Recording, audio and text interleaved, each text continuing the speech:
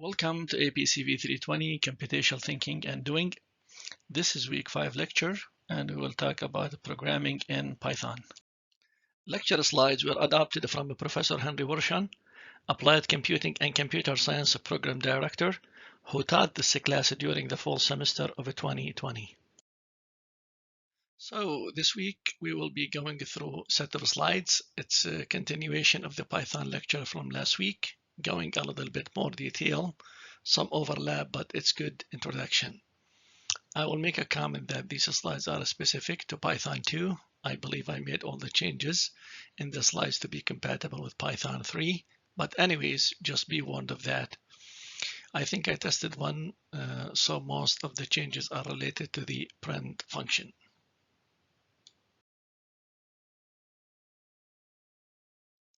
Okay, so a little bit background. Python is an interpreted language. It isn't compiled like Java, C, or C++.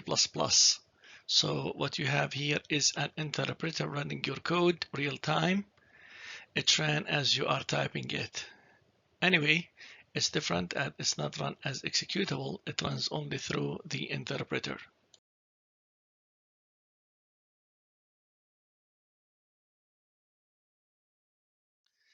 This is a warning.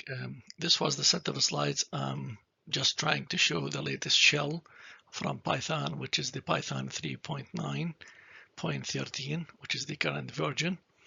So the press statement is obviously what has changed in the most of the slides. I'm pretty sure I have updated everywhere this briefing to be consistent with Python 3. There could be a possible command here or there that I did not catch, but it's now a Python 3 compatible slide package.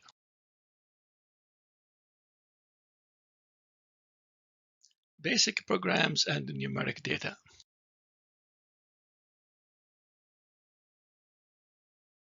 If you ask Python to print an expression, the interpreter evaluates the expression and displays the result.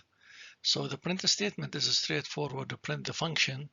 So the example there is printing the text, and down below, hello world, and suppose two swallows carry it together, etc.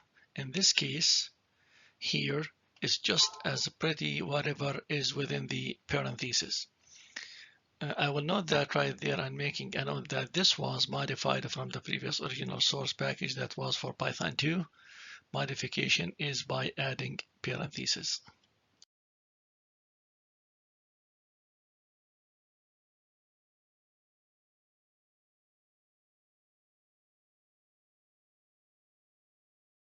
Comments. Pretty much no change there at the comments. However, obviously the example, the print has been changed in the example, but the comments here in the first two lines give an idea about the student in the class and also expresses that the program prints important messages. The fourth line explains that print without parentheses will print blank line.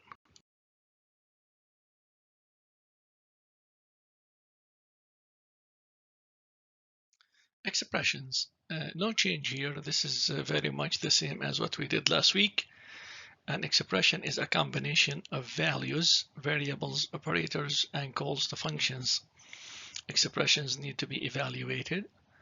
When more than one operator appears in the expression, the order of evaluation depends on the rules of a precedence. Python follows the same precedence rules for its mathematical operators that mathematics does. Parentheses have the highest precedence and can be used to force an expression to evaluate in the order you want. Keep in mind, dividing by 0 crashes the program. Integer division uses the token /. It always truncates its results down to the next smallest integer. For example, we call it the quotient, or the value to the left of the decimal point. The modulus, or remainder, it's an operator which is a percent sign, yields the remainder when the first operand is divided by the second. For example, 14 is divisible by 4 3 times with a remainder of 2. 218 is divisible by 5 43 times with a remainder of 3. Okay, so in addition to integer math, obviously Python is able to work with real numbers. Of course, a real number is not an integer, it's a variable with a decimal point. The normal operators are plus, minus, multiplication, division, the modulus, and the exponential work. So take the example of the real number 15.0 divided by 2.0. The answer is a real number, 7.5. The same rule of a precedence left to right also apply to real numbers. So you start with basically evaluating anything between two brackets before you do the multiplication or the division or the percentage, and also before you do the plus or the minus in the equation. Another thing to note when mixing integers with real numbers in math, the result will be a real number. The example there, 1 divided by 2.0 is 0.5. 1 is integer divided by a float of 2.0 as a real number, and you get a float of 0.5.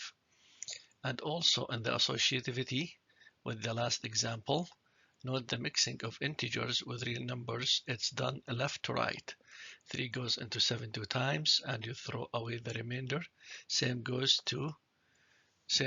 with 2 that goes to 1 time into 3, and you throw away the remainder, and then you multiply 2 by 1.2 to get 2.4, and you add that to 1 to get 3.4. We use variables in a program to remember things like the current score at the football game or somebody's age. The values stored in variables can change over time. You can assign a value to a variable and later assign a different value to the same variable. The evaluation of an expression produces a value, which is why expressions can appear on the right-hand side of assignment statements. A value all by itself is a simple expression, and so is a variable. Evaluating a variable gives the value that the variable refers to. So in this example, like we put the value of x equal 5 and the GPA equals 3.74. So if you look at the bottom example where it says x plus 4 equal 9, it means that the value of x that was assigned originally as 5 is going to be added to the 4, and the result would be stored as 9. Okay, data types. There is a category of set of data types. They constrain the operations that can be performed on the data. Example, integer, real number, text string. A variable's type does not need to be declared. A variable can change types as a program is running. So in the table here, as you can tell, value 42 has been assigned as an integer value. 3.14 is a float. And then you have the NI exclamation point between the two quotation has been declared as a string. Math commands. A module is a file containing Python definitions and statements intended for use in other Python programs. There are many Python modules that come with Python as part of the standard library. Some modules introduced in the interactive book include Math, Turtle, and Random.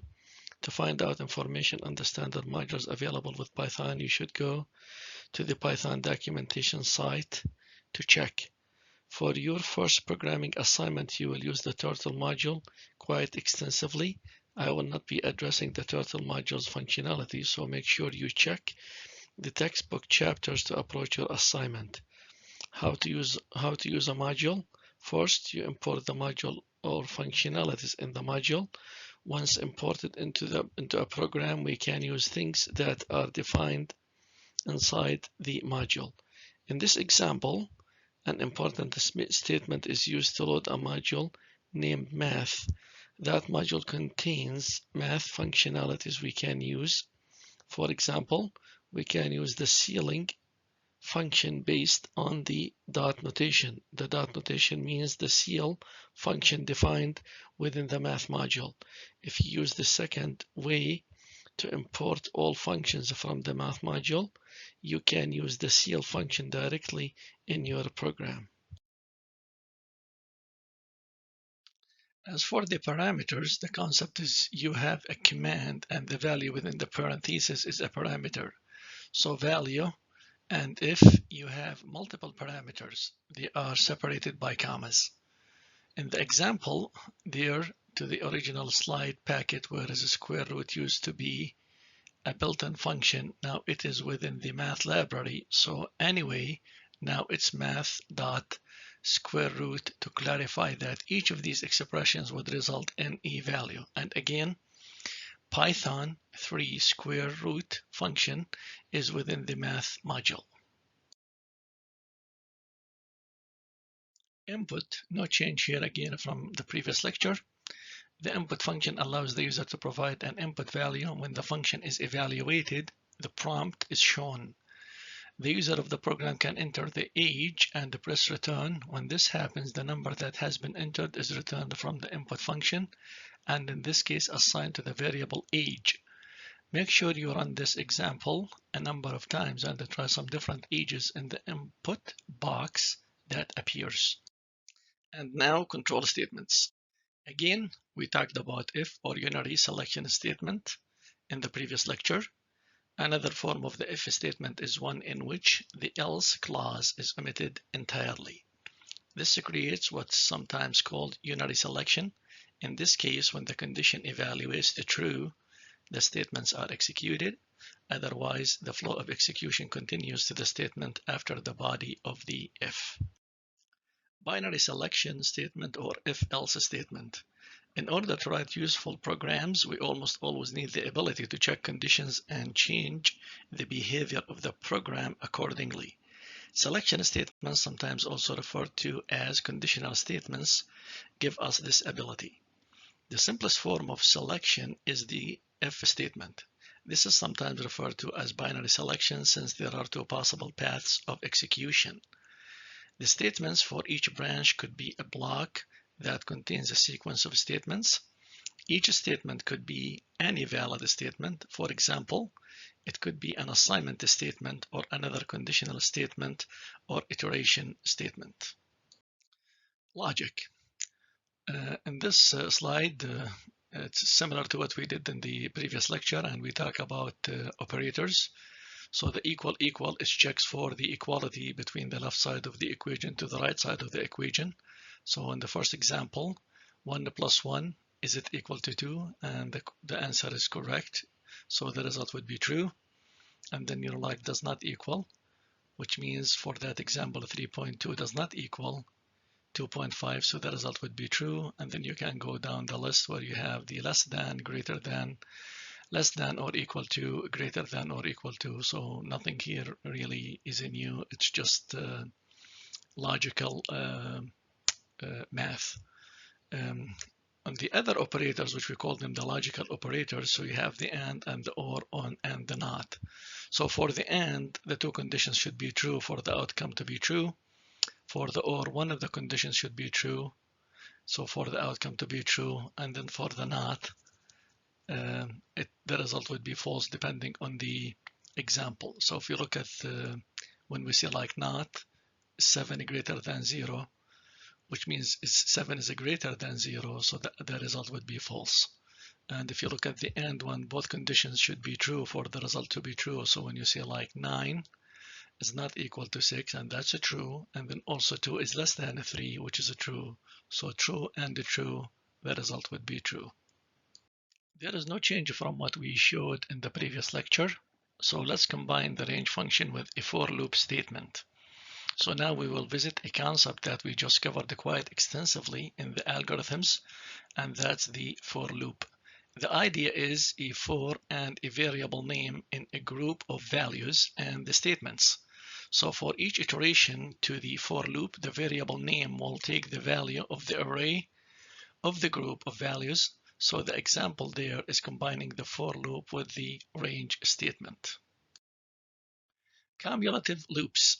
So some loops cumulate values as shown in the example, where the final sum of the first 10 squares is 385.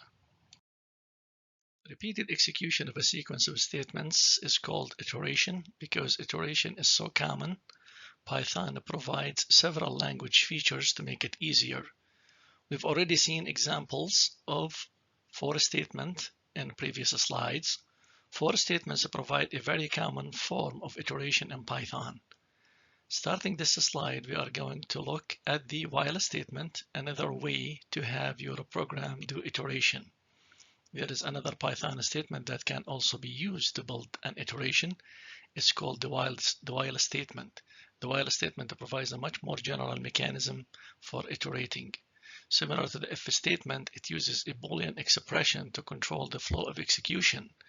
The body of while will be repeated as long as the controlling Boolean expression evaluates to true.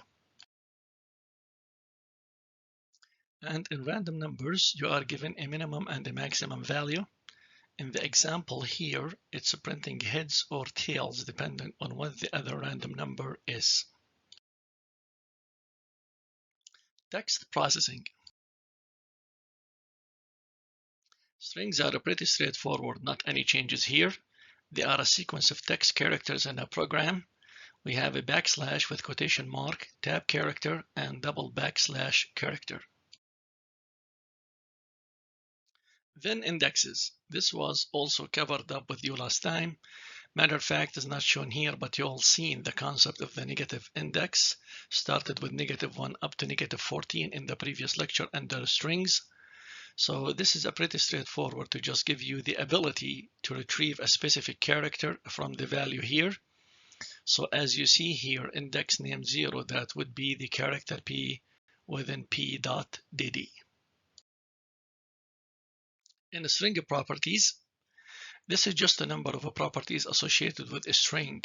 Now, of course, the string dot lower and the string dot upper within the string command, so you would need to import back to use those. And then raw input. Basically, it's taking input and treating it raw input here. So the example here is just assuming the raw input is, howdy, what's your name? Paris Hilton, what a silly name. Pretty straightforward. Text processing. This example was in the last lecture. For loop processes each character in the string literal in a list. Each character in turn is reassigned to the loop variable, and the body of the loop is executed. For loop statements are frequently used to process tests of strings. For example, the for loop on this slide is used to examine each character on the string liter of oil. And during each iteration, a character is assigned to the loop variable C, and the loop body, which is composed of only the single statement, is able to print the line held by a local variable, and eventually the output is booyah as shown. Strings and numbers are pretty straightforward here. So ord and character of a number basically to convert between one to the other in the ASCII equivalent. In other words, character to ASCII decimal notation and vice versa. Text number to integer or real type conversion as well.